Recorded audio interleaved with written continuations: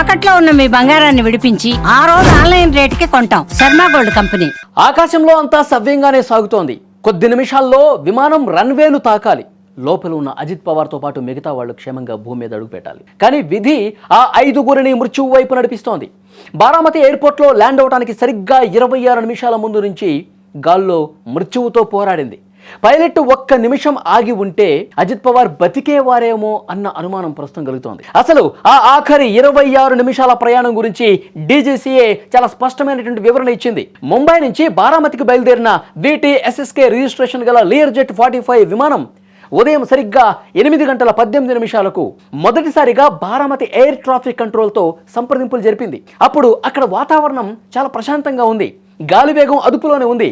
కానీ విమానం రన్వేకు దగ్గరగా వస్తున్నటువంటి ప్రతి సెకను కూడా ఉత్కంఠగా మారుతోంది. పైలట్లు కింద ఉన్న అధికారులను వాతావరణం గురించి అలర్ట్ చేశారు, ఆరా తీశారు. సుమారు 3000 మీటర్ల విజిబిలిటీ ఉందని సమాధానం వచ్చింది. కానీ విమానం రన్వే 11కి అత్యంత సమీపంలోకి వచ్చినప్పుడు పైలట్లు ఒక షాకింగ్ మెసేజ్ ఇచ్చారు. మాకు రన్వే కనిపించడం లేదు అని చాలా స్పష్టంగా ATCకి ఇన్ఫర్మేషన్ ఇచ్చారు పైలట్లు.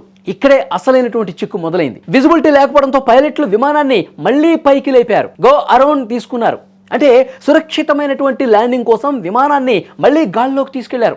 విమానం గాల్లో చక్కర్లు కొడుతున్నటువంటి ఆ 10 నిమిషాలు కాక్పిట్లో ఎంతటి ఒత్తిడి ఉందో ఎవరు ఊహించలేరు. ఎందుకంటే ఆ 10 నిమిషాల పాటు వాళ్ళు మాట్లాడుకున్నారు, రన్వే కనిపించట్లేదు, విజిబిలిటీ కనిపించట్లేదు. ATC అధికారులు ఇప్పుడే మీరు ల్యాండ్ చేయొద్దని కూడా ఇన్స్ట్రక్షన్ వచ్చినట్టుగా తెలుస్తుంది. ఆ సమయంలో గాల్లో చక్కర్లు కొడుతున్నప్పుడు ఆ 10 నిమిషాల పాటు ఎంత ఒత్తిడికి గురై ఉంటారు. అసలు మనం సేఫ్గా ల్యాండ్ చేయగలమా లేదా, విజిబిలిటీ అసలు కనపట్లేదు, రన్వే ఎక్కడుందో తెలియట్లేదు, ATC అధికారులు సమాచారం ఇవ్వట్లేదు, ఇలాంటి డిస్కషన్స్ అన్ని జరుగుంటాయి.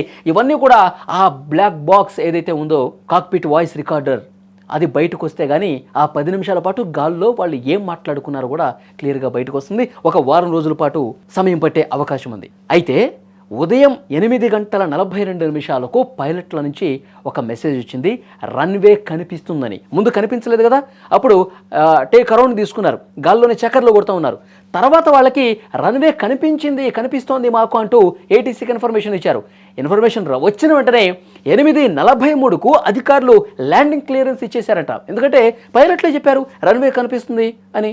సో వెంటనే వాళ్ళకి కనిపిస్తుంది కాబట్టి ఎస్ మీరు ల్యాండ్ అవ్వడానికి అనుమతి ఇచ్చేస్తున్నాం అని చెప్పి ATC అధికారులు కూడా ఇచ్చేశారు. తర్వాత అధికారులు అనుమతి ఇచ్చినటువంటి కాసేపటికి పైలట్ల నుంచి ఎలాంటి రెస్పాన్స్ రాలా, ఎలాంటి రియాక్షన్ రాలా, ఎలాంటి రిప్లై ఇవ్వలేదు. సరిగ్గా ఒక్క నిమిషం తర్వాత అంటే 8:44కి రన్వే ప్రారంభంలో ఉండాల్సిన విమానం అదుపు తప్పి పక్కనే ఉన్న ఖాళీ ప్రదేశంలోకి ఒక్కసారిగా దూసుకొని వెళ్ళిపోయింది, ఒక్కసారిగా కుప్పకూలిపోయింది. చివరి నిమిషం పైలట్ ఆ ఒక్క నిమిషం ఆగి ల్యాండింగ్ గురించి అధికారులతో మాట్లాడి ఉంటే అతను కనిపిస్తుందన్నాడు. ఎస్ వీళ్ళు గ్రీన్ సిగ్నల్ ఇచ్చారు. అప్పుడు టచ్లో ఉండి ఇంకొంచెం దగ్గరకు వచ్చిన తర్వాత విజిబిలిటీ ఒకసారి చూసుకున్న తర్వాత అది రన్వేనా కాదా ఒకసారి క్లారిటీ తీసుకున్న తర్వాత అప్పుడు ATC అధికారులతో మాట్లాడి ఇది రన్వే కాదు అని చెప్పి ఒక క్లారిటీ ఇచ్చుంటే వాళ్ళు టేక్ అరౌండ్ తీసుకునే వాళ్ళు, మళ్ళీ రన్వే కోసం వెతికే వాళ్ళు, రన్వే కనిపించిన తర్వాత అప్పుడు మళ్ళీ కిందకి దిగేవారు. కానీ అక్కడ ఆ ఒక్క నిమిషం వాళ్ళు ఆ విధమైనటువంటి డెసిషన్ తీసుకోవటం వల్ల, ATC అధికారులతో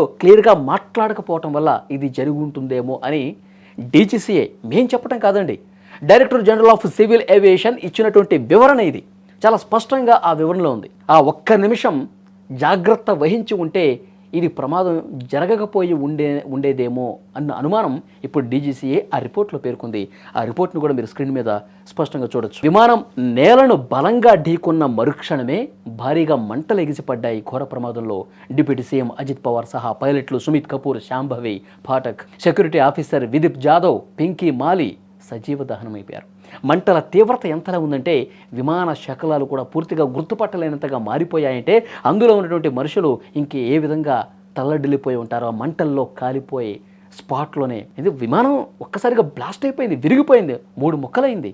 తర్వాత వెంటనే మంటలు వచ్చేసాయి, కాలిపోయాయి, అందరూ కాలిపోయారు.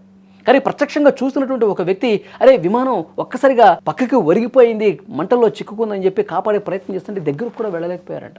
ఒక్కసారిగా అంత పెద్ద స్థాయిలో మంటలు వచ్చేసరికి వాళ్ళు కూడా ఏమీ చేయలేని పరిస్థితి. ఈ ప్రమాదం తర్వాత పైలట్లు విమానాన్ని నియంత్రించే క్రమంలో ఏమైనా సాంకేతిక సమస్యలు ఉన్నాయా, ల్యాండింగ్ సమయంలో ఏమైనా పక్షులు అడ్డొచ్చాయా, ఈ కోణంలో కూడా ప్రస్తుతం విచారణ జరుగుతోంది. ఎందుకంటే ఇవన్నీ కూడా చాలా స్పష్టంగా కళ్ళ ముందు కనిపిస్తున్నటువంటి కొన్ని అనుమానాలు, వీటిని నివృత్తి చేయాల్సినటువంటి అవసరం ఉంది. విచారణ నిష్పక్షపాతంగా జరగాలి, పారదర్శకంగా జరగాలి. ఆ బ్లాక్ బాక్స్లో ఉన్నటువంటి విషయ సమాచారం పూర్తిగా సేకరించాలి. ఆ బ్లాక్ బాక్స్ని క్రోడీకరిస్తే, అందులో ఉన్న సమాచారం బయటికి తీస్తే అప్పుడు ఈ ఇంధనం ఎంత ఉంది, ఎంత వేగంతో పోతుంది, వీళ్ళు ఏటీసీ అధికారులతో ఏం మాట్లాడారు, గాల్లో చక్కర్లు కొట్టేటప్పుడు వీళ్ళు ఏం మాట్లాడుకున్నారు, ఇవన్నీ కూడా అందులో రికార్డ్ అవుతాయి. సో డెఫినెట్గా అవన్నీ కూడా బయటకు వస్తాయి. ఈ విమానాన్ని నడిపిన విఎస్ఆర్ వెంచర్ సంస్థకు చెందిన విమానాలు గతంలో కూడా ప్రమాదాలకు గురైనటువంటి చరిత్ర ఉంది. ఒక్క నిమిషం ముందు వరకు క్షేమంగా ఉన్నామనుకున్నటువంటి ఆ 5గురు ఆ ఒక్క నిమిషంలోనే బూడిదైపోవటం దేశవ్యాప్తంగా పెను విషాదాన్ని నింపినటువంటి పరిస్థితి.